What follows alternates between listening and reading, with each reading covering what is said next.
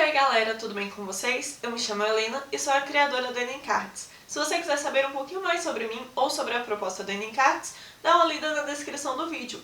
E se você ainda não segue o Enem Cards no Instagram, segue lá porque eu posto quase que diariamente, o conteúdo é muito bacana e eu tenho certeza que você vai gostar. Bom, esse é o último de uma série de 4 vídeos nos quais eu fiz uma análise do Enem 2018 e trouxe para vocês algumas dicas com base nessa análise, encerrando hoje com chave de ouro com uma matéria que eu particularmente adoro, que é matemática. No Enem de 2018, a nota mínima na prova de matemática foi 360, a nota máxima foi 996,1 e a média geral foi 565,5.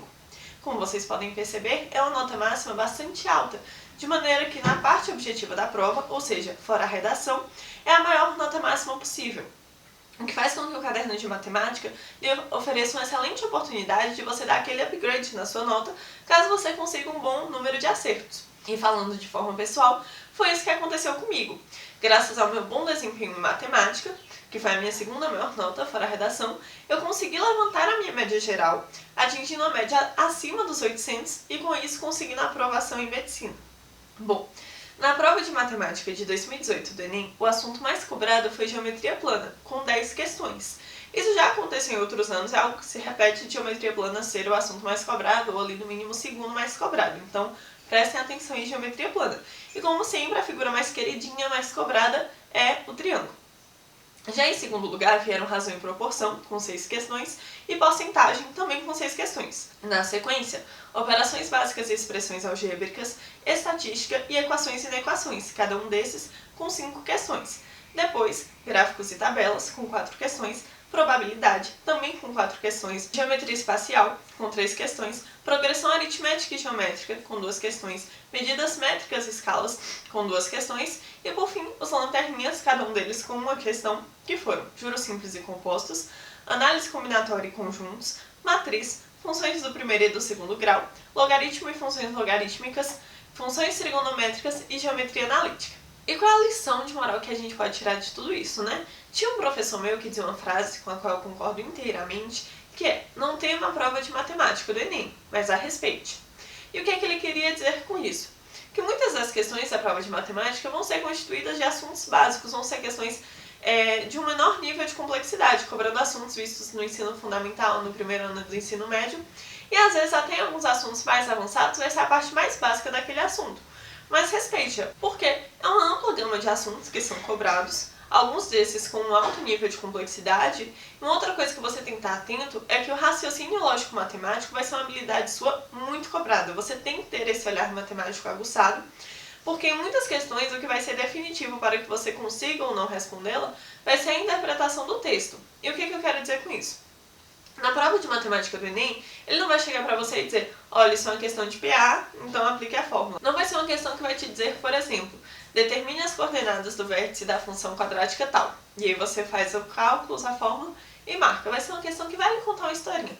Um grupo de amigos ia fazer uma viagem de ônibus, e aí a empresa fornecia ônibus que cobravam R$50 por pessoa, mais R$4 por lugar não ocupado, que é o valor máximo que esse grupo de amigos teria que pagar. Ou seja, ele contextualiza e ele não vai te entregar do que é essa questão. Você vai ter que fazer essa interpretação, vai ter que montar os caminhos e aí sim vai aplicar as fórmulas ou o conhecimento matemático que você tem.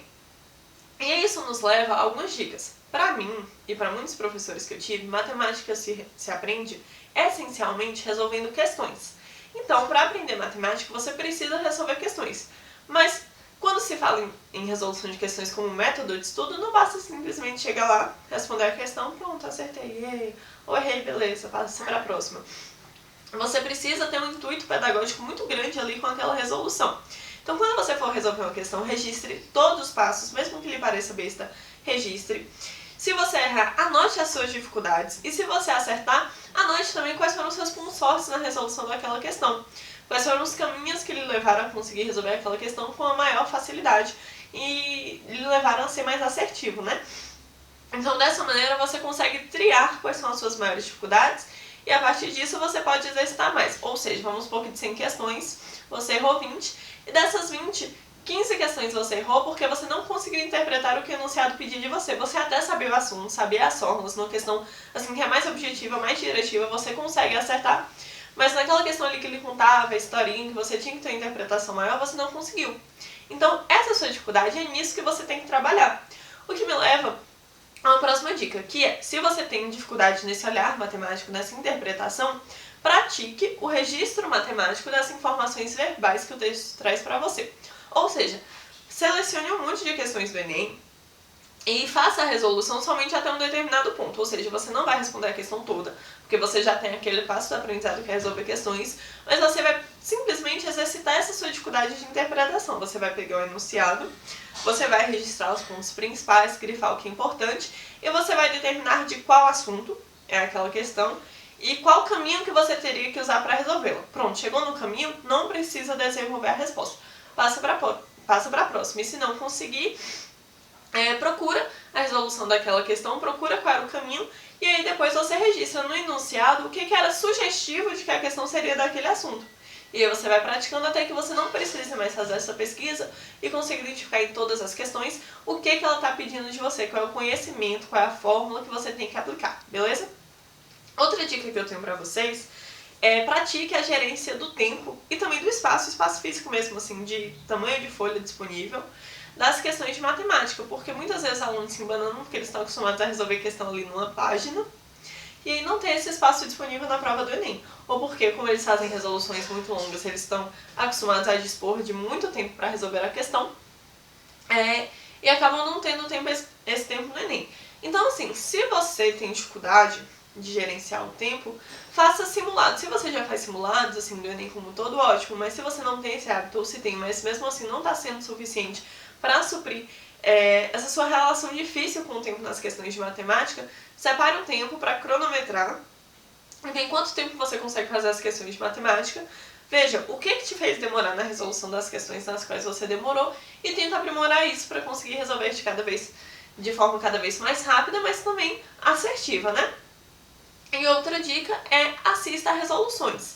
Eu tinha um professor meu que dizia que em toda a aula dele os alunos poderiam ter certeza que ia ter resolução de questões. Porque se para ele matemática se aprendia resolvendo questões, para ele ministrar uma aula de matemática ele precisava resolver questões. E muitas vezes, quando você vê videoaulas de matemática nos quais o professor está ali só passando a teoria, muitas vezes você pode acabar se perdendo. Se você tiver uma facilidade de matemática, talvez até você consiga acompanhar. Na hora de resolver as questões, você consiga ter um olhar matemático para a questão, aplicar aquilo que o professor te falou e se sair bem. Mas especialmente se você tem uma dificuldade maior, talvez seja interessante você assistir a vídeos de resoluções de questões, porque aquilo vai funcionar para você como uma aula mesmo e pode agregar muito no seu aprendizado. E outra dica, claro, atente-se aos assuntos mais cobrados. Eu passei aqui essa relação dos assuntos que foram cobrados em 2018, mas você pode pesquisar listas na internet dos assuntos mais cobrados nos últimos 3, 5 anos e dar um foco especial a esses assuntos, mas sempre lembrando-se que muitas vezes saber o assunto não vai ser suficiente, ou seja, muitas vezes aquelas folhinhas ou panfletinhos que contêm uma série de fórmulas de matemática não vão te ajudar tanto quanto ajudaria você conseguir decifrar aquela questão e conseguir estabelecer os caminhos para a resolução. Inclusive, sempre que você aprender uma fórmula de matemática, entenda aquela fórmula, não simplesmente decore. Eu dei essa dica em física e volto a dar em matemática. Fórmula não é para ser decorada, fórmula é para ser aprendida. Porque se você consegue entender qual é o fundamento daquela fórmula, você tem uma chance muito maior de, ao se deparar com uma questão que não é óbvia, do tipo, use essa fórmula, mas que tem uma contextualização maior, sua chance de entender que aquela questão requer aquela fórmula é muito maior, já que você entendeu o fundamento da fórmula e assim entendeu em quais situações que ela seria útil, tá certo? Então minhas dicas foram essas, pessoal. Resolvam muitas questões, deixem aqui no comentário quaisquer dúvidas que vocês tenham, qualquer feedback ou quaisquer sugestões de próximos vídeos que vocês querem ver aqui no canal, beleza? Muito obrigada por sua atenção. Se você ainda não deu seu like, por favor, dê. Se inscreve no canal se você achar que esse conteúdo pode ser útil para você, indique para amigos, conhecidos, especialmente aqueles que vão fazer o Enem. E é isso, até a próxima!